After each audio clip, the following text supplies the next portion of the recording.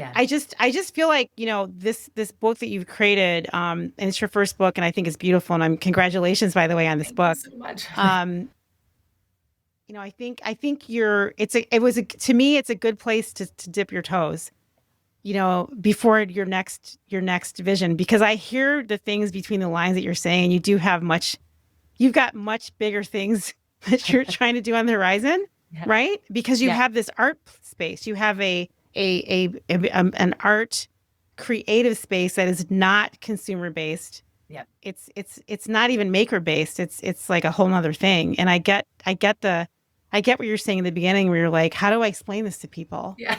I don't know how to explain this. I mean, it's almost impossible. I mean, Virgil Abloh didn't explain anything. He just did it. Yes. Nick Cave didn't explain anything. He just did it.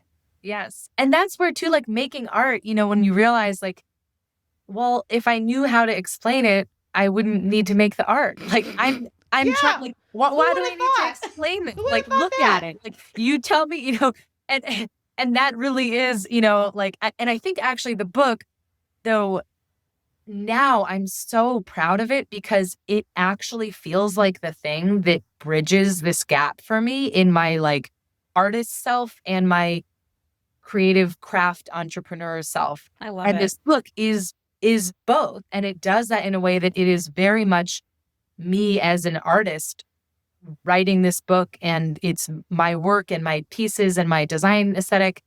But then because it has that educational aspect, it has that toe in craft. And that's partly going back to, I mean, you asked initially also a question about choosing to work with a publisher. And that for me also was a piece of that, which was having support in the beginning of that kind of established, um, a publisher that would understand this vision that I was trying to do and help me bring that to life in a way that I wasn't sure I would be able to do on my own. And they really got the vision for it. And it just felt good, again, as we talked about, to have support in that. Could I have tried to do it on my own?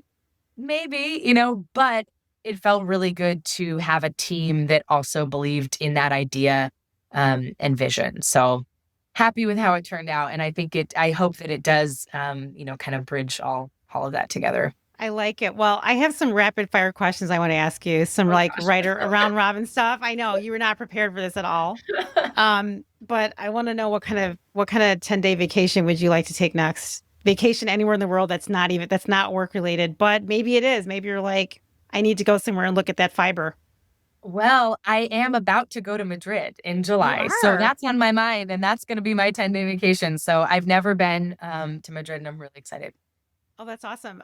And what is your go-to day-to-day outfit?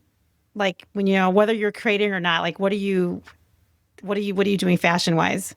My go-to outfits are actually very basic. I'm a jeans and a white button-down girl. So I work with a lot of color, and yet what I tend to wear is about as neutral as you can get. But lots What of different types of jeans and lots of different styles of white button-down shirts. That's the I'm admiring your necklace. Tell me about what you're wearing on your neck.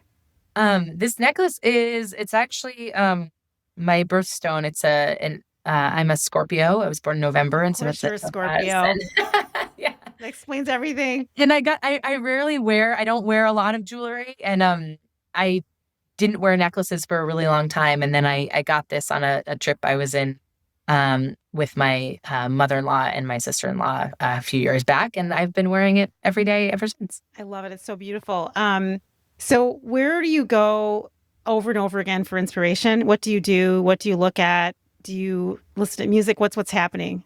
It's really nature for me, and now that I've been living in California, and beginning to camp over the past handful of years, my partner and I will be out with our dog, and that has just, I think, opened up my mind so much to all the beauty of nature, from the desert to the forest and the ocean and all the different types of plants and flowers that are available. So to me, if I need a fresh start, I'm trying to get away for the weekend and come back refreshed.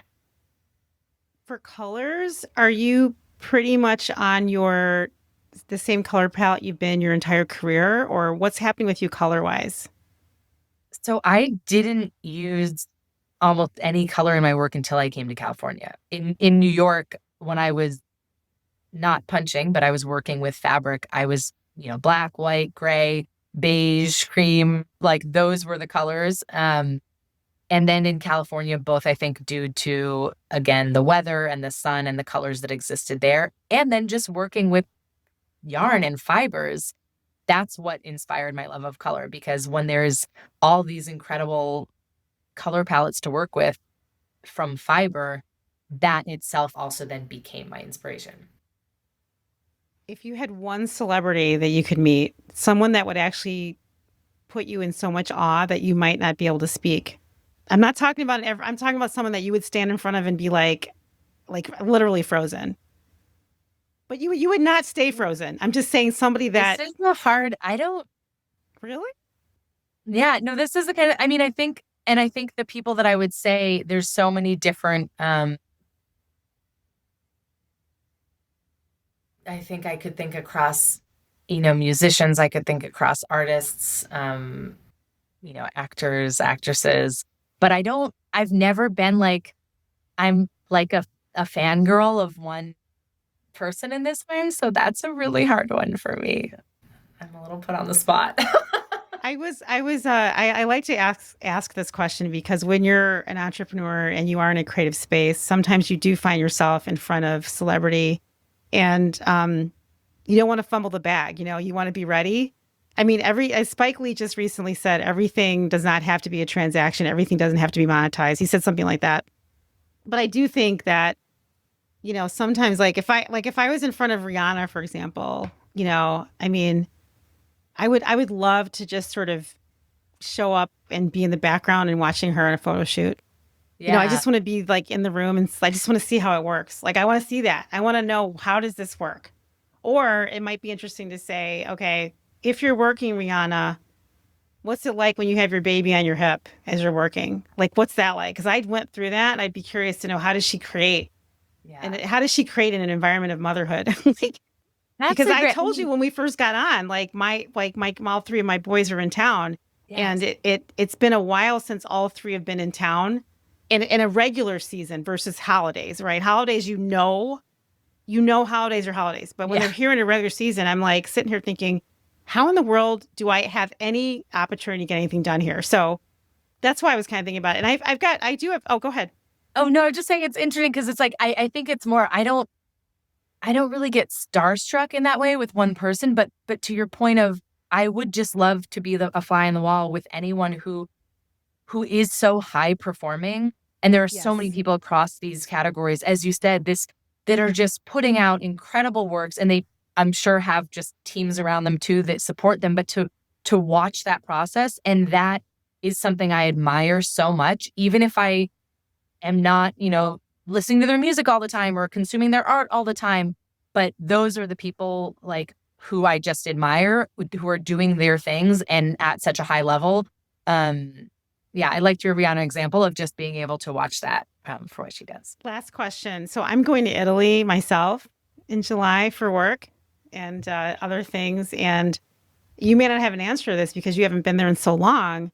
But is there some place in Italy that I should, I'm going to Milan, Florence, Tuscany, Venice, Rome, Modena, as someone corrected me. I'm just like, I feel like I'm walking into a world that I'm not as familiar with as you are. There's so much fashion in Italy. Do you have a place I should start? I don't even know what to do. I'm like, should I just go look at antiquities and go to the museum? Is that all I should do?